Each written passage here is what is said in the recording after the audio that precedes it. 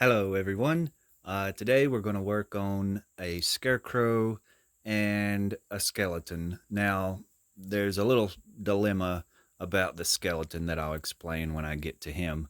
But as you've seen from the thumbnail, the scarecrow and the skeleton there in that picture are from the Hocus Pocus movie, and that we're going to try to recreate those today. Now, I want to start by showing the body for the scarecrow. This is just old pieces of board that I save because I always use random scrap wood, and I always build my scarecrows um, like this. Like there's a vertical piece there, then this piece is for his shoulders, and then the piece down here is for the waist. Like you can attach your pants to that. And usually I'd have boards going down from here to create legs, but this one's going to be sitting down, so it don't really need legs. And then up here I put some foam. Now this one's been used a lot. It's been outside a lot, and the foam's kind of coming off a little bit, but I could staple that back. But I put the foam up there just to padding the shoulders. And then up here I've just put a piece of plywood that I've cut into a little octagon or just a circle shape. And that's just a place where you can sit your pumpkin head later. Now, sometimes I have this vertical board, like you can, let me grab a piece and I'll just try to show it so it'll help explain it. All right, so you could have this. Now, this is where I'm going to sit a pumpkin up here. And if that wasn't there, I could like attach this to this little, what I'm going to call the backbone and the shoulder plate. You could just screw that into there and then stick your pumpkin down on that. But in this one, I'm using this fake pumpkin that's not got a way to, it's not hollow, so I can't shove this up in there. I just need it to be able to sit up here. So that's why I've made this little flat surface up here to sit that pumpkin on. But normally I'd have a stick coming up and then just sit that pumpkin down on that. But that's basically the shape, the body. And then there's another clip that I'm going to add into this video where I'm making a couple other scarecrows, and their bodies are kind of like this. It's just from using some random scrap wood, so you'll see those also. But for this one, all I really need is what I've got here, and then I've picked out, just looking at the picture of that scarecrow, I've just got me some black pants. These are some I've got like 200 costumes in my closet, like tons of costumes, because I'm always dressing up and doing a lot of cosplay. So I just went in there and grabbed a pair of pants for one of the outfits. And then I went to a thrift shop and I got this shirt that is just so perfect for this project. It looks really similar to what's in the movie. So I'm just going to slip this shirt on. And you can see I've just slipped those pants up. And then you can staple those to that board to keep them held up. And then I've just got the shirt put on there. And then all he needs is to be stuffed a little bit. And of course, normally you would stuff this with straw or, leaves or whatever. But, this outfit, I don't really want to ruin this. And I don't want to, um, let it sit outside. It's going to sit outside, but when it rains on it, I don't want it to be full of straw and things that's going to like mold or, make a mess on the clothing. So I'm going to actually stuff it with plastic. All right, so I've got this plastic, and you can buy this at, like, I guess Lowe's or Home Depot or hardware stores, and it just comes in a big roll. And I just thought it would be good to stuff it with this instead of that, anything that will mold or whatever. And of course that'll get wet, but it won't be real soggy and stuff like, straw or whatever. So I'm going to stuff it with that. So there, I've not really got it finished all the way because this is actually going to go to my brother's house, and I'm not really going to work on it too much right now until I get it up there. But I'm just wanting to do the video to kind of just show how I've put this together. Now, as you can see in the picture, he's got an umbrella. So wow, that's really close. I'm going to back the camera up a little bit. All right, I think that's a lot better. But well, that's like, oh my gosh, that's still huge. That is the biggest umbrella I've ever seen in my life. But anyway, this really cool umbrella is really similar. It might be like twice the size, but it's really close to the type that you see in that picture. And anyway, you can see there are some little bats hanging off of his umbrella. Let me stick this up here a little bit.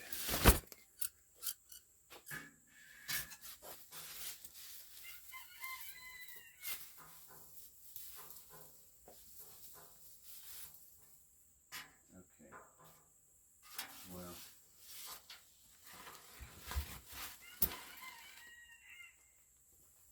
All right, so we're just going to do that. Now that looks about like how it's supposed to. So anyways, you can see over on this side, he's got these little bats hanging over here. And then over on our left side, he's got some spiders. So I've got these little rubber spiders, and these poor things look kind of dead. I need to stretch their little legs out. But on this side, it looks like he's got spiders, and the other side has the bats. So I'll get those attached, just I guess hook them to the little wire parts of that umbrella. And for the head, I've got this perfect pumpkin.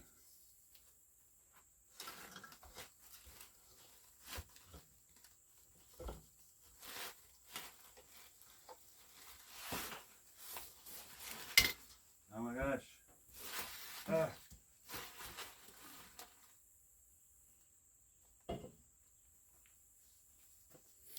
Okay, there we go. And it looks pretty darn close. I mean, I can't wait to actually get it fixed. Now, I've got to angle the umbrella handle down a little bit better. But everything just looks so similar to the original. I can't wait to get this fixed. And as far as the skeleton, the thing I was wanting to say about him,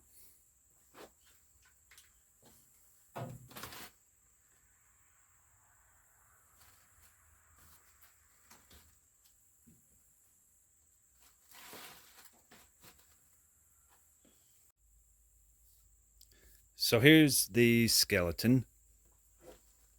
And what I was saying about a dilemma or the problem we're having with him is my mom is actually wanting to use this, so I can't paint him with these funky colors until after the party she's having. She's having a party for her schoolmates, and she's wanting to use this, but she doesn't want it painted those colors like it is in Hocus Pocus. So after her party, I'll get to paint this. And I've got just regular acrylic paints, and I've got them in these neon colors. So that's what I'm going to use to just put them around like it shows in the movie. So that'll be done, but won't get to see that in this video. We'll have to wait till my last Hocus Pocus video to see how that turns out. And I guess that's all for this video. Well, no, I'm going to actually do two more quick little things that I want to talk about, because I thought I was going to break it down into two parts, two videos, but I think I'm just going to try to squeeze them in here and get them talked about a little bit, because they're real simple little things that I was wanting to show. Okay, so I forgot one little thing. I always forget something and have to say something before we go to the next part. But in the picture, you can see these little pumpkin lights. And I've got sort of the same pumpkin lights. They may not be the exact same kind, but they're really close. And you can just see that these are draped around behind him. Now, of course, I'll have the scarecrow displayed sitting on a hay bale with some corn behind him. But in his picture, and also that picture of my witch pumpkin, if you watched my pumpkin witch video, you can see it's got these little pumpkin lights. And the problem with these, I've got others, but I don't want to use them outside. I don't mind using this set outside because they're kind of dry rotted. Like I've got one here that you can see is like broken. And then watch this. See, that's how dry rotted these things are. So that's why I don't care to use them outside. And even a couple of these up here are broken. All right, so the last two things I was wanting to show are the black flame candle, and this is a candle that I made. Now this is really cute. I'm happy with it. I've used it for a couple of years, but this is not the best. Like, you can buy the black flame candle off different websites. It looks really similar to the one in the movie. This one I just made up myself. I just put black flame candle, Hocus Pocus at the top of it, and just some random designs and some witches and some bats. Now the way I did mine, it's just a little battery powered candle. I don't know if it'll even show up. I'm actually still doing this in my barn. It's just so nice out today. It's September. No, oh my gosh, no, it's not. It's October. What am I thinking? It's just like October 2nd, though. And I just love this time of year. I mean, the weather's so good. It's actually really hot where I'm at. I live in the South, and it's just super hot. But the way I did that is I just took a plain battery-powered candle. I've actually painted the wick on this one. Now, see, this one didn't have a wick. But I love that this one shows a wick, so I painted it black. And I'm going to do this the same way. I just took a sharp tool, kind of like an ice pick or just anything sharp, and I just drew this. I just randomly started drawing what I wanted on here. And if you can't draw, I mean, this ain't like super amazing drawings. I mean, anybody could draw this, but you just want to carve it in, just carve in the shapes that you want. And then that's just simple as that. And there's a lot of people that makes the black flame candle, and a lot of times they'll print the design off and they'll glue it to the candle. Some people get real technical with it. Some's real simple, but to me, this is the simplest way. Just draw what you want on here. And then the way I darken it is I just water down some paint and just smear across here. And that's just really easy to do it that way. Now, when you're carving your design out, you want to make sure you get all that loose wax off of here. I actually took a little toothpick and went in the design and picked out all that little loose wax. You just really want to make sure you get that loose wax off of it. But that is just, to me, probably the simplest way to make a black flame candle without having to have like a printer and whatever. And then the last thing I was wanting to talk about is the life potion.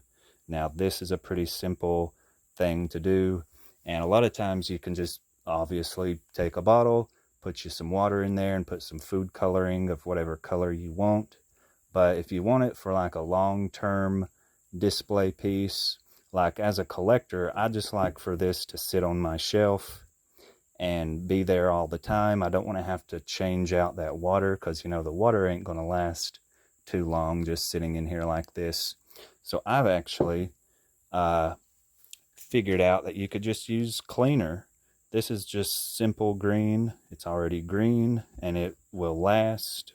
It'll sit in that bottle for a very, very long time, and unlike water.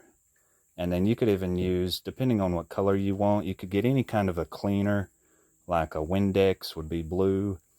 Just, going and picking out the colors you want in different household cleaners. Those make the perfect potions. And then when you shake them, they make really cool bubbles. And that's just like if you need something for a long-term use where you don't have to switch out water all the time. And it was so crazy because right as I was doing this video, I was in here playing with it and I broke the cork. I was trying to take the cork out because I was actually going to fill it up a little bit more, but the cork broke, and it freaked me out because it broke in half, and then there was still a piece down in here, and it almost fell in there, which would have been a nightmare to get out. So luckily I was able to get that cork out. So now I'm going to have to find, I don't know if y'all can hear that airplane going over, but anyway, I need to find me another cork so that nothing gets down in here, especially with me being out in the barn. If big old bug's going to fly down in there or something. So I need to get this back in the house and try to find me a cork for that. But yeah, this was the last two things I wanted to show for this video. And I don't really want, I mean, I love this little candle. I don't really want to finish this or mess with this one. I don't need two of them, but I'm just going to stick with this one. But I just use this as an example to just show it started out as a plain candle, and then you just carve your design in there. But anyway, thanks for watching this video. I guess until the party, this is probably my last Hocus Pocus video as far as props go, but I'll see you again in the next party video. These two scarecrows are going to be going to my brother's, and I'll show them once I get them finished. But I just wanted to show them before I dress them so that you can see how I've done or made the bodies. On this one, I've drilled some holes in the knees and attached them with some zip ties so that they can have some articulation and bend. And then I put zip ties back here, just drilling the hole through the boards and then just attaching them. Now this one's going to be standing up, pushing a wheelbarrow. This one's going to be sitting on a bicycle, so that's why I needed his legs to bend. And also this one's head needs to be raised up, which I can do that once I put clothes on it. You can even tie some burlap around the bottom of the neck, like I did the other one over here, to help hold the head up where you want it. And then of course just using the pumpkin trick-or-treat buckets, and then you can put a hat on them to hide the top of the board. But yeah, this one's going to be riding on the bicycle, and I just wanted to show them before I got them dressed so that you can see how I make the bodies. And then again, like in some of the others I do, I put a coat hanger across there for the arms so that you can bend them and pose them. But anyway, I just wanted to show these, and then when I get them dressed, I'll show you how they've turned out.